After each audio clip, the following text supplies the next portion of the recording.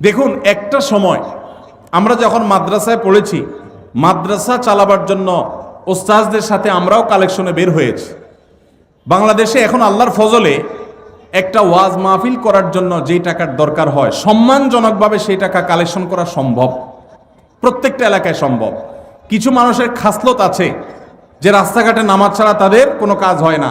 মাদ্রাসা ছোট ছোট বাচ্চাদেরকে দিয়ে বা নিজেরা রাস্তাঘাটে গাড়ির গতি থামায়া আপনি মানুষের কাছ থেকে চাঁদাবাজি করছেন, এটা আল্লাহর দ্বীনকে অপমান করার শামিল। আপনাকে বলে কে লাখ টাকার বক্তা হায়ার করার জন্য?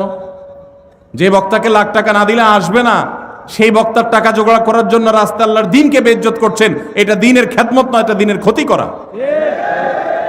আল্লাহ আমাদেরকে বোধোদয় যেন হয় সেই তৌফিক দান করুন। ভাইরা আমার, যতটুকু লোড নিতে পারবেন ততটুকু করবেন।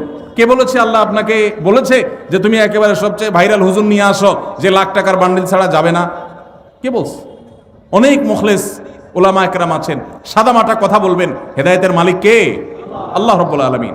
আমাদের পূর্বসূরীদেরকে দেখবেন অনেক সহজ সরল কথা বলেছেন, হাজারো মানুষে হেদায়েত হয়ে গেছে। কত মায়ের পেছের কথা আমরা বলি, হেদায়েত মানুষের হয় না, জোয়ার হয়, হেদায়েত হয় না।